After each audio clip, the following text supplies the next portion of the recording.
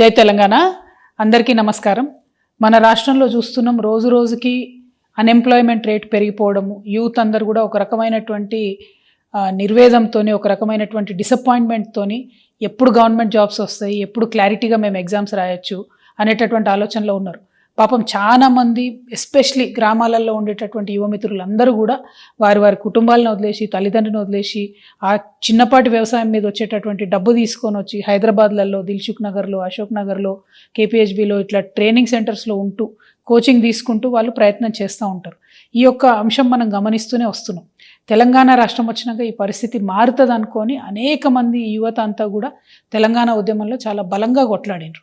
తెలంగాణ రాష్ట్రం వచ్చినాక ఏమైంది, చిన్నపాటి ఎగ్జామ్స్ మనం వేసినాం తప్పితే మెయిన్ ఎగ్జామ్స్ కానీ లేకపోతే ఒక పద్ధతి ప్రకారం, ఒక క్రమ పద్ధతిలో ఇగో ఈ మంత్లో ఈ ఎగ్జామ్ ఉంటుంది, ఈ మంత్లో ఈ ఎగ్జామ్ ఉంటుంది, ఈ తర్వాత దీనికి ప్రిపేర్ కావచ్చు, లేకపోతే ఒకటే విద్యార్థి 3-4 పరీక్షలు రాసేటటువంటి కేపబిలిటీ ఉన్న వాళ్ళకు కూడా వాళ్ళకి అట్లా అవకాశం ఇవ్వలే. మనం ఒక్కొక్క రోజు 2 ఎగ్జాములు పెట్టడం, ప్రతిదాన్ని మేము మార్చే ప్రయత్నం చేయడం, ఇట్లా చాలా జరిగినాయి.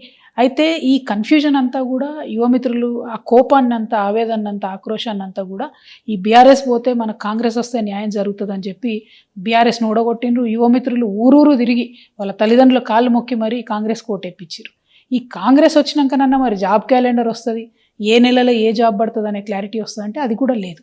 అయితే ఇక్కడ దారుణం ఏం జరిగిందంటే, బీఆర్ఎస్ ప్రభుత్వం ఉన్నప్పుడు స్టేట్ లెవెల్ పోస్టులలో కూడా ఏవైతే ఇంజనీర్ల పోస్టులు ఉంటాయో, సపరేట్గా ఎగ్జామ్ రాసి వాటికి క్వాలిఫై అవ్వాల్సిన పోస్టులు ఉంటాయో అట్లాంటి పోస్టులు కూడా జెన్కోలో మన బోయిన్పల్లి సరిత లాంటి వాళ్ళ కేసులో ప్లస్ ఇంకో 5-6 కేసులో మనం చూసినాం.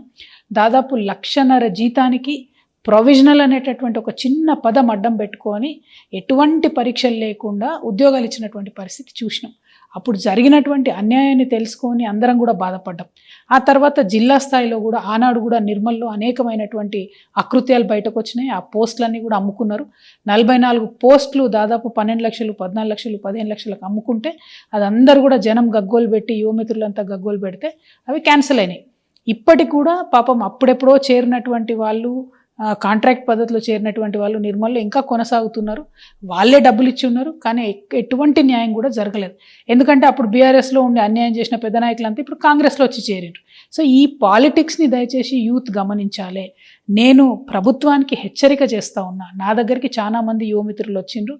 వారు భయపడుతున్నది ఏంటంటే, ఎట్లా అయితే బీఆర్ఎస్ గవర్నమెంట్లో రాష్ట్ర స్థాయి పోస్టులలో, జిల్లా స్థాయి పోస్టులలో అన్యాయం జరిగిందో, అది ట్రాన్స్కో కావచ్చు, జెన్కో కావచ్చు, ఇరిగేషన్ కావచ్చు, రెవెన్యూ కావచ్చు, అదేవిధంగా మున్సిపల్ కావచ్చు, ముఖ్యంగా మన ముఖ్యమంత్రి గారి శాఖ కావచ్చు, అన్ని జిల్లాలలో కూడా ఇప్పుడు కొన్ని పోస్టులు పడతా ఉన్నాయి. అవేంటి అంటే జూనియర్ అసిస్టెంట్లు, రికార్డ్ అసిస్టెంట్లు, ఆఫీస్ సబార్డినేట్ లాంటి ఇంకా అనేక పోస్టులు పడతా ఉన్నాయి. సో ఈ పోస్టులన్నీ కూడా ఎట్లాంటివి అంటే ఎస్సీ, ఎస్టీ, బీసీ బ్యాక్లాగ్ పోస్టులు, అంటే ఇదివరకు ఏవైతే నింపకుండా వదిలిపెట్టారో ఆ పోస్టులు, ఈ పోస్టులని. సో ఆ పోస్టులన్నింటినీ కూడా పొలిటికల్ పైరవులతోని, కొంతమంది అవినీతి అధికారుల అండతోని నింపుతున్నారు డబ్బులు తీసుకొని అనేటటువంటి ఒక ఆందోళన చాలామంది నిరుద్యోగ మిత్రులు వ్యక్తం చేస్తున్నారు. నా దగ్గరకు వచ్చి కలిసిన వాళ్ళలో నిజామాబాద్ కావచ్చు, కామారెడ్డి కావచ్చు, మహబూబ్ నగర్ కావచ్చు, కరీంనగర్, నిర్మల్, ఆదిలాబాద్, వికారాబాద్, ఇట్లా అనేక జిల్లాల నుండి యూత్ అంతా వచ్చి కూడా మాట్లాడుతున్నటువంటి సందర్భం. సో నేను ఈ ప్రభుత్వానికి ఒకటే హెచ్చరిక చేస్తూ ఉన్నా. ఏవైతే ఇట్లా బీఆర్ఎస్ టైంలో అన్యాయం జరిగిందో, ఏదైతే పోస్టులు అమ్ముకున్నారనేటటువంటి ఆరోపణలు, అక్కడక్కడ రుజువైనటువంటి ఆరోపణలు ఉన్నాయో, ఏదైతే చిన్న జిల్లా స్థాయి పోస్టులు కూడా అమ్ముకున్నారో అదే పరిస్థితి మల్లయ్యల కాంగ్రెస్లో వచ్చేటట్టు కనబడతా ఉన్నది. దయచేసి కళ్ళు తెరవండి, అధికారులకు స్ట్రిక్ట్ వార్నింగ్ ఇవ్వండి.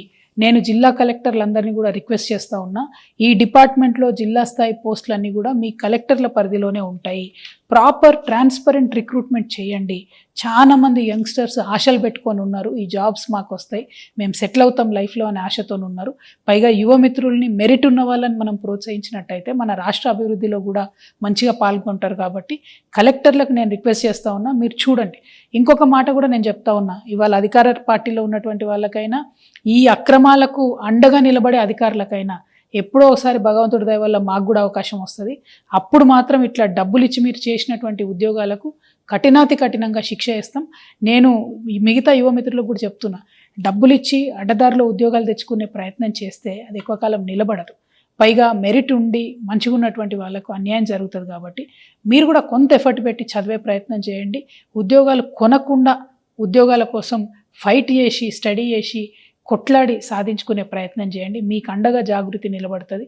మెరిట్ స్టూడెంట్స్కి, పేద విద్యార్థులకి, ఉన్న అరెకరం మధ్యక్రమం పొలం అమ్ముకొని వచ్చి మీ మేధస్సు మీద మీరు డిపెండ్ అయ్యేటటువంటి మీ అందరికి కూడా జాగృతి అండగా నిలుస్తుందని చెప్పి తెలియజేస్తూ, ప్రభుత్వం కనువిప్పుతోని వెంటనే చూసుకోవాలి, కళ్ళు తెరవాలి, ఏమేం జరుగుతుందో జిల్లాలల్లో సీరియస్గా విచారణ చేయాలని చెప్పి నేను డిమాండ్ చేస్తూ ఉన్నాను. Thank you. జై తెలంగాణ, జై జాగృతి.